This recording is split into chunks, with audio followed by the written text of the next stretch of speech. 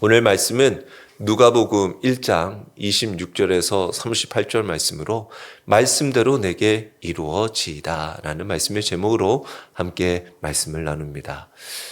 오늘 말씀 제목과 같이 하나님의 말씀대로 우리에게 이루어질 줄 믿습니다. 하나님의 약속의 말씀을 붙들고 살아가는 여러분들의 삶의 가정에 하나님의 말씀이 이루어지기를 축원합니다. 그와 같은 믿음이 있어야 합니다. 하나님의 모든 말씀은 능하지 못하심이 없다라고 말씀하셨습니다. 무엇이 두렵습니까? 무엇이 염려가 돼요? 하나님의 말씀 위에 세워진 우리 믿음의 귀한 성도들의 삶, 주님의 몸된 교회, 하나님께서 책임져 주실 줄 믿습니다. 우리는 때로는 우리가 기도한다고 하면서도 또 주님을 위해 살아간다고 하면서도 정작 내 뜻대로 내게 이루어 달라고 구할 때가 얼마나 많이 있습니까? 그래서 사람들은 누구나 인생의 중요한 순간에 질문을 합니다. 이 선택이 나에게는 유익할까? 지금 이 결정을 하면 손해는 보지 않을까? 늘 우리는 이러한 고민과 질문 앞에 놓이게 됩니다. 신앙생활도 마찬가지예요. 우리는 종종 하나님의 말씀 앞에서 즉각 순종하면서 우리에게 주신 말씀을 때로는 우리의 머리로, 삶으로 계산을 합니다. 이 말씀이 내 삶에 도움이 될까? 지금 순종해도 괜찮은 상황인가? 아니면 좀 순종하며 살아가다 보면 뭐 손해볼 건 없나? 이걸 따져 생각할 때가 있다라는 것이죠. 그러나 우리의 삶의 모습 속에서 어떠한 상황 가운데서든 비록 이 말씀이 우리의 삶을 또는 흔들어 놓는다 할지라도 하나님의 살아 역사하시는 말씀을 꼭 붙들어 순종하며 살아가는 믿음의 성도들이 다 되시기를 축원합니다. 그러면 사는 겁니다. 그러면 하나님의 놀라운 구원의 역사들을 여러분들을 통해 우리 교회를 통해 이루어 주시는 것입니다. 오늘 본문에 등장하는 마리아도 계산할 수 없는 말씀 앞에 섭니다. 그리고 미래는 전혀 보이지 않습니다. 그 앞에 하나님의 계획 앞에서 그는 오늘 고백하고 있습니다. 주의 여종이오니 말씀대로 내게 이루어지이다. 이 고백은 단순히 하나님 앞에 겸손함의 표현으로 고백한 것이 아니라 자기 인생의 주도권을 하나님께 온전히 맡깁니다 라는 결정적인 신앙의 고백이었습니다. 여러분들의 삶에도 예수 그리스도께서 우리를 구원하시고자 예수님이 우리에게 오셔서 친히 우리 한 사람 한 사람을 위하여 그 죄를 다 짊어지셔서 대속하셔서 십자가에 못 박혀 우리를 구원하여 주신 주님, 하나님께는 우리가 전부인데 우리의 삶은 정작 하나님이 전부가 아닌 삶을 살아갈 때가 많이 있습니다. 오늘 우리를 구원하신 하나님이 전부가 되는 삶이 되기를 축원합니다. 지금도 하나님은 오늘 이 말씀을 보면서 그런 생각이 들었습니다. 아니, 굳이 왜 하나님께서 마리아를 통해 또 그 마리아도 뭐 유명한 사람도 아니에요. 지금에서야 이제 믿는 우리들에서는 마리아가 이제 다 아는 사람이지만 이 당시만 해도 마리아는 누구도 알지 못하는 사람이었습니다. 유명하지 않는 사람이었어요. 하나님께서 굳이 이 마리아를 통하여 하나님께서 왜 동정녀 또한 수태고지를 통하여 하나님의 독생자 예수 그리스도를 태어나게 하셨을까? 한번 생각해 보십시오. 하나님은 믿음의 사람을 통해서 하나님의 일을 이루어 가기를 원하셔요. 한번 생각해 보세요. 하나님이 우리를 얼마나 믿어주시기에 마리아를 믿어주셔서 하나님의 말씀을 주시고 어찌 보면 말씀과 함께 그 믿음도 주심을 알 수가 있어요. 여러분들이 누구에게 일을 시킨다고 생각해 보십시오.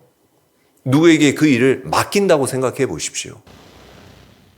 믿을 수 없는 사람에게 맡길 수 있겠습니까? 맡길 수 없어요. 그래서 저도 오늘 이 하나님이 마리아를 통해서 일하신다?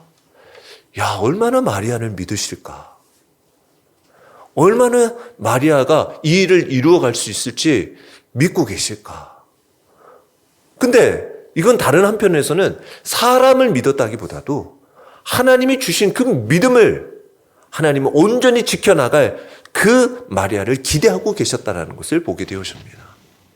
그걸 오늘 지금 이 시대를 살아가는 우리들에게 믿음 주셔서 예수 그리스도를 믿고 하나님을 경배하고 하나님을 예배하고 주 예수 그리스도의 복음을 전하는 우리들에게 얼마나 하나님이 우리를 믿으시면, 얼마나 그 믿음에 기대가 있으시면 우리의 예배를, 우리를 통한 우리의 헌신을, 하나님을 향한 찬양을 하나님은 받기를 원하실까? 너무나 그 생각이 들었어요. 그러니 우리가 아무렇게나 살 수가 없어요. 왜? 하나님은 여러분들에게 기대하고 여러분들의 삶이 믿음으로 구원의 길을 온전히 걷어갈 것을 믿고 계셔요. 믿음을 주셨기 때문에. 그러기에 우리는 하나님을 실망케 해서는 안 돼요. 오늘도 우리에게 말씀을 붙들면서 믿음까지 주신 하나님께 감사하며 그 말씀에 순종해야 될 줄 믿습니다. 우리를 얼마나 사랑하시기에 믿음도 주시고 그 믿음으로 순종하며 살아갈 우리들을 믿어주실까? 오늘도 여러분들의 삶을 통하여 하나님의 믿음의 역사를 이루어 가시기를 축원합니다. 오늘 우리는 하나님의 말씀이 어떻게 임하는지, 그 말씀이 우리를 어떻게 또한 삶으로 살아가게 굳건하게 하여 주시는지, 참된 믿음과 순종이 무엇인지를 오늘 마리아의 고백을 통해 함께 살펴보기를 원합니다. 먼저 첫 번째는 하나님의 은혜는 가장 평범한 자리에서 시작됨을 알 수 있습니다. 26절에서 28절의 말씀에 다시 한번 보시면 여섯째 달에 천사 가브리엘이 하나님의 보내심을 받아 갈릴리 나사렛이라는 동네에 가서라고 말씀하고 있습니다. 하나님이 천사 가브리엘을 보내셨다라는 것입니다. 그 가브리엘을 통하여서 먼저 6달 전에는 누구에게? 이제 세례 요한이 태어날 사가랴에게 아버지 제사장인 그에게 보내서 그 요한이 태어날 것에 대하여 말씀하셨어요. 이것이 반드시 필요했습니다. 요한이 태어나야 할 그 일이 반드시 6개월 전에 있어야 했기 때문인 거예요. 왜? 이따가도 보면 36절에 마리아가 이게 어떻게 그런 일이 생기지? 라고 고민하는 가운데 하나님은 이 엘리사벳을 통하여 아들 요한이 태어날 것에 대하여 말씀하고 있어요. 이미 하나님께서 준비하고 예배해 놓으신 하나님이 이 일들을 통해서 증거 삼으시고자 이미 6개월 전에 이 일들을 준비하고 계셨어요. 그리고는 하나님은 이 가브리엘을 예루살렘 또 제사장이 있는 성전에 보내신 것도 아니라 갈릴리 나사렛이라는 곳으로 보냈다라는 것이죠. 우리가 잘 알다시피 보통 사람들은 그곳에 거기에 무슨 선한 것이 나겠어라고 여겼던 곳이었습니다. 요한복음 1장 46절에 보면 가다나엘에게도 그런 얘기를 하게 되어지죠. 여기에 왜 갈릴리 나사렛인가?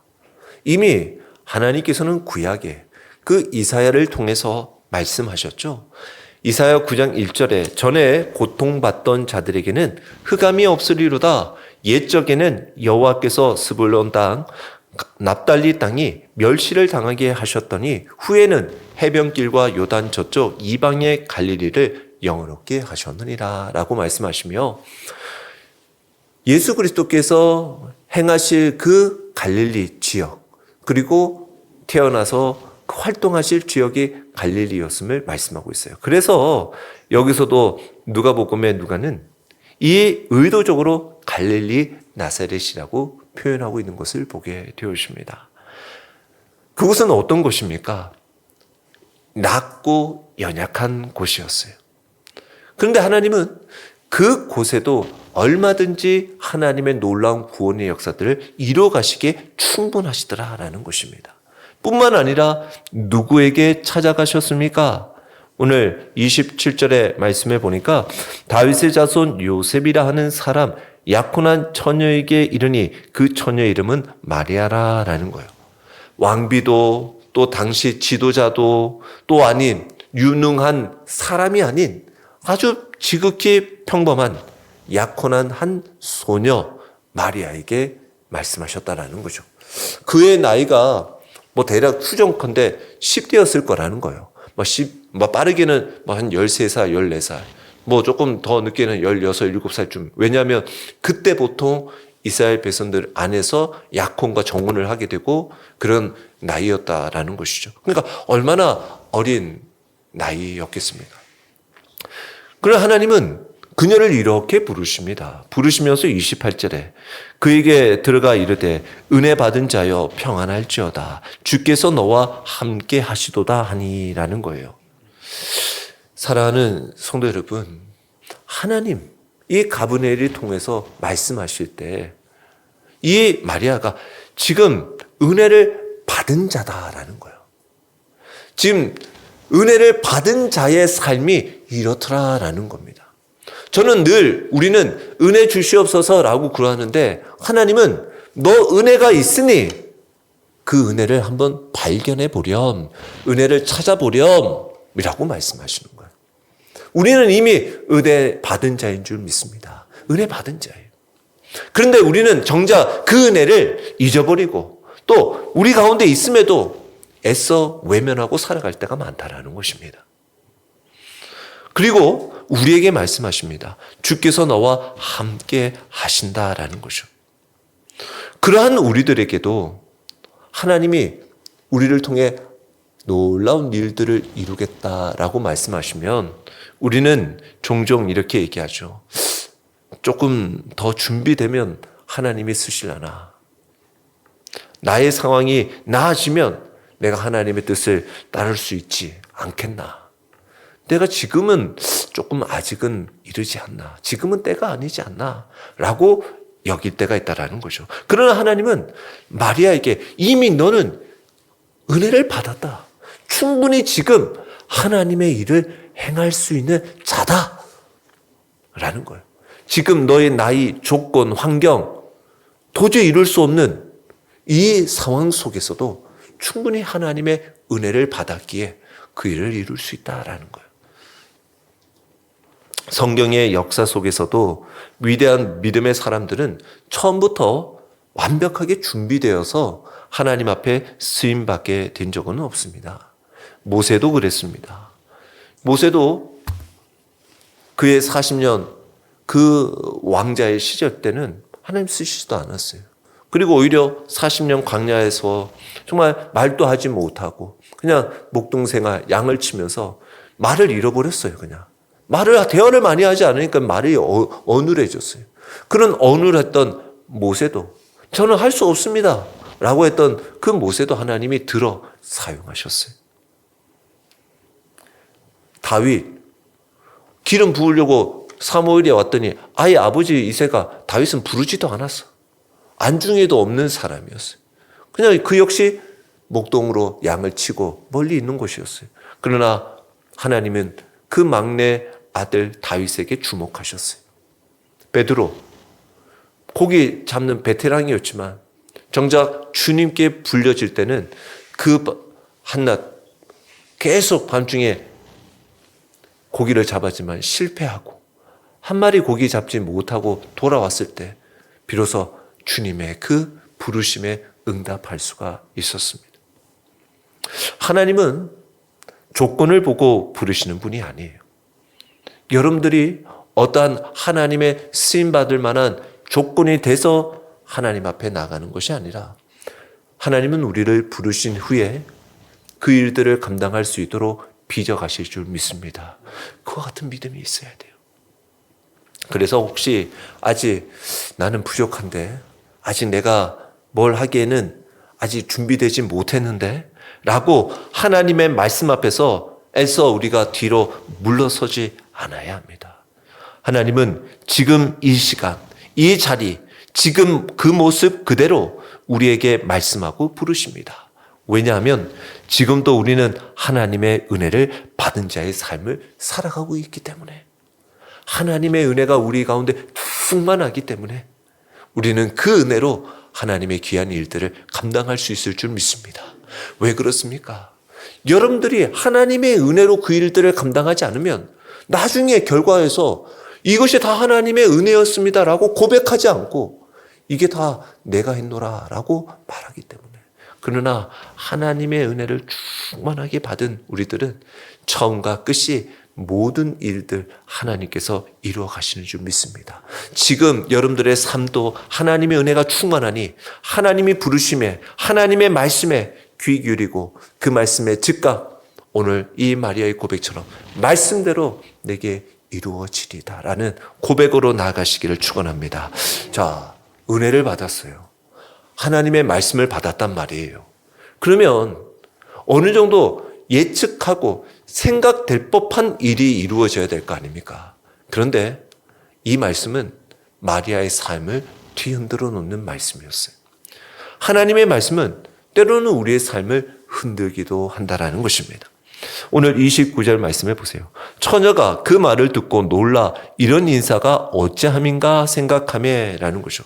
아니, 평안하다. 주님이 함께 하신다.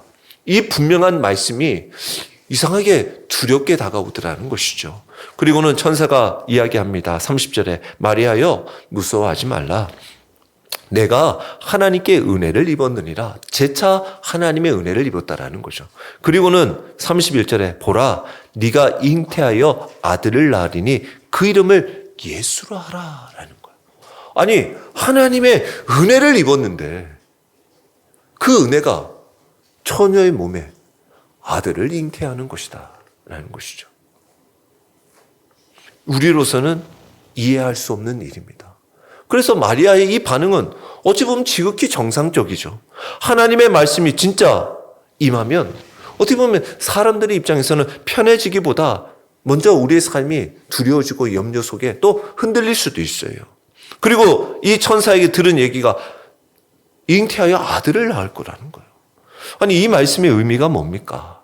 지금 미혼 상태, 아직 결혼을 하지 않은 상태, 약혼만 한 상태, 이 임신한 여인이라고 오해를 받죠. 심지어 이제 배가 불러와서 사람들이 눈에 띄기 시작하면 저 사람, 저 여자 법을 어겼다고 하여 율법에 따라 돌에 맞아 죽을 수도 있는 상황이에요. 약혼자 요셉에게 들통나죠. 그러면 그 요셉에게 이제 평생 신뢰가 붕괴되어지는 상황이, 관계가 무너지는 상황이에요. 평생 따라다니는 수치와 소문을 어떻게 이겨내갈 수 있겠습니까? 하나님의 말씀은 마리아의 삶을 안전하게 만들어주는 말씀이 아니라 오히려 모든 것을 뒤집어 놓는 말씀처럼 여겨집니다. 아니, 어떻게 이런 일이 있을 수 있습니까? 라고 얘기할 수 있어요. 그리고는 근데 이 말씀을 주시고는 그냥 끝난 것이 아니라 32절과 33절의 말씀에 보니까 예수라 하라라고 하고는 32절에 그가 큰 자가 되고 지극히 높으신 이의 아들이라 일컬어질 것이요 주 하나님께서 그 조상 다윗의 왕위를 그에게 주시리니 영원히 야곱의 집을 왕으로 다스릴 것이며 그 나라가 무궁하리라. 아멘. 하나님이 말씀을 주시면서 흔들어 놓는 고난의 말씀만 주신 것이 아니라 하나님께서 그 계획하고 목적하신 일들에 대하여 말씀하고 계셔요. 너에게 잉태되어지는 이 예수는 하나님의 말씀, 이미 예언된 말씀들, 다윗의 혈통으로 태어날 그 메시아가 올 것이다 라는 것이에요. 이 말씀은 시편 132편 11절 그리고 이사야 9장 7절 또 사무엘하 7장 12절과 16절의 말씀에 보면 각각 하나님께서 말씀하신 내용들입니다. 시편 132편 11절의 말씀에 보면 여호와께서 다윗에게 성실히 맹세하셨으니 변하지 아니하실지라 이르시기를 내 몸의 소생을 내 왕위에 둘지라. 아멘. 이사야 9장 7절 그 정사와 평강의 더함이 무궁하며 또 다윗의 왕자와 그의 나라에 군림하여 그 나라를 굳게 세우고 지금 이후로 영원히 정의와 공의로 그것을 보존하실 것이라. 만군의 여호와의 열심히 이를 이루시리라. 아멘. 하나님께서 다윗의 그 왕자를 통해 이어질 하나님의 귀한 나라, 하나님의 통치가 이루어질 것이다 라는 거예요. 그래하여 다윗의 자손이었던 요셉, 그 요셉과 결혼하여 정략하는 이 마리아를 통하여 하나님의 이 약속의 말씀들이 이루어지고 있는 것을 보게 되어집니다. 아브라함도 그렇습니다. 본토 친척 아비집을 떠나라 라는 하나님의 말씀을 받을 때만 해도 어디로 가야 할지 몰랐습니다. 그러나 그 말씀을 따라 길을 떠났더니, 하나님의 약속을 붙들고 믿음으로 나아갔더니 하나님께서는 하나하나 그 말씀들을 이루어 가셨어요. 하나하나 하나님께서 이루어 가셨다는 것입니다. 하나님의 말씀이 때로는 내 삶에 불편하게 또 흔들어 놓을 때도 있습니다. 그러나 그것은 나에게 틀린 말씀이 아니라 오히려 내 삶을 새롭게 하는 과정이다라는 것을 알아야 합니다. 지금도 내 삶을 온전히 하나님께서 때로는 주시는 말씀이 이 말씀이 내가 따라가야 하나? 또 왠지 이 말씀이 나에게는 너무나 받아들이기가 어려운데 라고 내 삶을 흔드는 것 같다 할지라도 그것은 곧 하나님이 우리를 통해 일하고 계신다라는 것을 기억해야 합니다. 그래서 오늘도 우리는 그 말씀을 들을 때, 볼 때 우리의 입맛에 내가 원하는, 내가 바라는 말씀만 쫓아 따라갈 것이 아니라 무슨 어떠한 말씀이든지 내 상황 조건과 상관없이 우리에게 주시는 하나님의 말씀을 받아들이고 순종하며 아멘으로 화답하는 삶이 되기를 축원합니다. 그 삶에 하나님의 놀라운 일들을 이루어 주시는 거예요. 자, 보세요. 이 일들을 통해서 아들을 낳을 것이다 라는 것에 의아해했던 마리아고, 그러나 이 아들이 예수라는 이 사람, 이 예수는 곧 하나님 여호와는 구원하시리라 라는 뜻을, 구약에는 여호수아라는 뜻이고, 또한 우리 마태복음 1장 21절의 말씀과 같이 우리 모든 백성들을 죄에서 사하여 주실 분을 말씀하고 있지요. 자, 그 예수가 우리에게 태어난다, 이 마리아를 통해서 태어난다라고 했을 때 이제 마리아의 반응이 이렇습니다. 자, 34절에 보니까 마리아가 천사에게 말하되 나는 남자를 알지 못하니 어찌 이 일이 있으리까? 라고 묻게 되죠. 아니, 이런 일이 있으면 묻는 것은 어찌 보면 당연할 수 있습니다. 그런데 앞서도요, 우리 누가복음 1장의 앞부분에 보면 누가 또 묻습니까? 여기 사가랴도요, 어떻게 이런 일이 있습니까? 라고 묻게 되는 장면이 있습니다. 누가복음 1장 18절에 보면 사가랴가 천사에게 이르되 내가 이것을 어떻게 알리오? 내가 늙고 아내도 나이가 많으니이다. 사가랴는 자신의 자녀를 위해서, 자식을 위해서 기도를 했어요. 하나님 앞에 이 자녀를 위해서 기도했는데 계속 기도했지만 태어나지를 않았어요. 그런데 이제 와서 하나님께서 이 천사를 통해서 너 이제 아들, 네 간구를 들어서 너에게 아들을 줄 거야. 이름 요한이라고 해라. 라고 했는데 그때 사가랴는 이거 어떻게 합니까? 라고 묻게 되어졌어요. 이거는 믿지를 못한 거예요. 하나님의 말씀에 믿지 못한 의심에서 묻는 장면이었다고 한다면 오늘 여기에서의 마리아는 알겠습니다. 저는 그 일을 그러면 어떻게 이루어지는 것입니까? 라고 하나님의 말씀이 어떻게 이루어질지에 대한 믿음으로 그 과정을 묻고 있는 것을 보고 있습니다. 그때 하나님께서 말씀하시죠. 천사를 통해서 35절에 천사가 대답하여 이르되 성령이 내게 임하시고 지극히 높으신 이의 능력이 너를 덮으시니 이러므로 나실 바 거룩한 이는 하나님의 아들이라 일컬어질 것이다 라는 것이죠.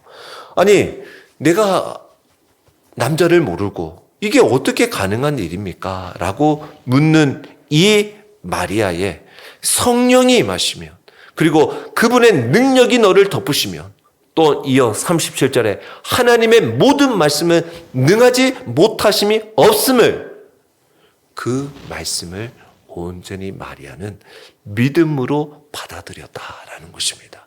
그래서 이 마리아의 믿음은 모든 설명을 다 듣고 가능하네, 맞네, 충분히 제가 이해했습니다 라고 믿은 믿음이 아니라, 모든 설명이 끝난 후에 믿음을 가진 것이 아니라 설명이 끝나지도 않았지만, 좀 이해되지도 않았지만 하나님을 신뢰함으로 그 말씀을 믿었다라는 것입니다. 그래서 오늘도 하나님께서 여러분들에게 주시는 그 말씀은 여러분들에게 믿음도 주시는 거예요. 여러분들의 신뢰하는 마음도 주시는데, 그 말씀을 믿고 받아들이는 여러분들이 되시길 축원합니다. 그 신뢰의 마음을 놓지 마십시오. 하나님의 말씀을 꼭 붙드십시오. 아이들이요, 부모의 말을 들을 때 얘야 이렇게 하렴 이렇게 하렴, 아이들이 그 부모의 말을 듣고 다 논리적으로 받아들여져서 계산적으로 이해돼서 네 알겠습니다 라고 말하지 않아요. 어머니가 나를 사랑하시니, 어머니가 나에게 말씀하시니 나를 위하는 말씀임을 알고 그 어머니 부모의 말에 순종하고 신뢰함으로 네 알겠습니다 라고 따라가는 거예요. 우리의 삶도 마찬가지인 거예요. 하나님의 귀한 말씀을 들을 때 하나님의 말씀 우리도 너무 이해하려고 할 때가 많아요. 하나님, 이게 무슨 뜻입니까? 이게 무슨 말씀이시죠? 지금 제가 도저히 이해가 안 되는데요 라고 이해를 하려고 할 때가 많아요. 그러니 몸은 머뭇거리는 거죠. 나아갈 수가 없는 거예요. 근데 우리 신앙은 이해의 영역이 아니에요. 이해하고 받아들이는 영역이 아닙니다. 주님 앞에 신뢰하고 의지하고 우리의 삶을 주님의 말씀 앞에 맡기는 거예요. 그런 인생이 되어야 하는 거예요.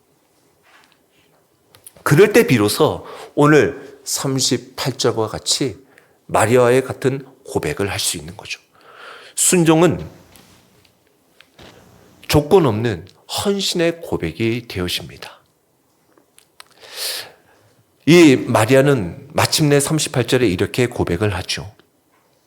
마리아가 이르되 주의 여종이오니 말씀대로 내게 이루어지리이다 라고 말씀하고 있습니다. 이 고백은 세 가지 중요한 신앙의 고백이 담겨 있지요. 먼저 나는 주의 여종입니다 라는 거예요. 내 인생의 주인은 하나님이십니다 라는 거예요. 나는 종입니다. 주님의 종이니 마음껏 나를 통해서 말씀하시고 사용하여 주옵소서 라는 거예요. 그리고 말씀대로 상황이나 어떠한 내 삶의 조건이 내 인생을 이끌어가는 기준이 아니라 내 삶은 말씀대로 살아가게 하여 주옵소서. 내 삶은 말씀이 기준이 되게 하여 주옵소서. 그리고 내게 이루어지리이다. 어떤 결과도 하나님께서 맡기시는 그 모든 것에 전적으로 신뢰하겠습니다. 이 모든 일들에 하나님이 하시는 일을 신뢰하겠습니다. 마리아는 성공을 약속받아서 순종한 것이 아니에요. 너 이거 순종하면 이와 같은 놀라운 성공 축복이 있을 거야. 그걸 확답받고 이해되어서 순종한 것이 아니라는 거예요. 안전을 보장받고 순종한 것이 아니라는 거예요. 오직 하나님이시기 때문에 순종한 거예요. 하나님이시기 때문에. 우리가 하나님을 경배하고 하나님의 말씀을 쫓아 순종하며 살아가고 하나님이 우리를 구원하셨다라는 것은 하나님이 행하셨기 때문에 우리는 믿는 거예요. 하나님이 우리를 붙들고 계시기 때문에. 오직 유일한 하나님, 그 하나님을 우리는 꼭 붙드는 거예요. 예수님께서도 겟세마네 동산에서 드린 기도가 이 마리아의 고백과 닮아 있습니다. 예수님의 마지막 겟세마네에서 이제 간절히 십자가에 못 박기 전에 기도하십니다. 기도하면서 마지막으로 마태복음 26장 39절에 보면 나의 원대로 마시옵고 아버지의 원대로 하옵소서라고 구하고 있어요. 이 마리아의 이 고백이 말씀대로 내게 이루어 주옵소서 라고 하는 이 고백이 훗날 그 마리아에게서 태어난 아들 예수 그리스도께서도 완전히 그 고백을 이루어 가시는 것을 보게 되어집니다. 사랑하는 성도 여러분, 하나님은 오늘도 우리에게 각자의 삶에 말씀하고 계셔요. 여러분들에게 때로는 결단의 말씀으로 말씀할 때가 있습니다. 또 어떤 분에게는 포기의 말씀으로 말할 수 있어요. 또 어떤 분에게는 기다림으로 말씀할 수 있어요. 그때 우리는 어떤 대답을 하고 계십니까? 조금 더 상황을 좀 보고 결정하겠습니다. 조금만 더 준비되면 제가 순종하면 되지 않겠습니까? 라고 우리가 머뭇거리고 있지 않냐라는 것이죠. 오늘 마리아처럼 이런 고백을 하시기 바랍니다. 저는 주의 종입니다. 말씀대로 내게 이루어질 줄 믿습니다. 이 믿음의 고백 위에 하나님의 구원의 역사가 오늘도 우리의 삶에 또 가정에 우리 교회에 이루어질 줄 믿습니다. 주님의 은혜가 여러분 모두에게 충만하시기 또한 주님께서 여러분과 항상 함께하여 주시기를 주의 이름으로 축원합니다.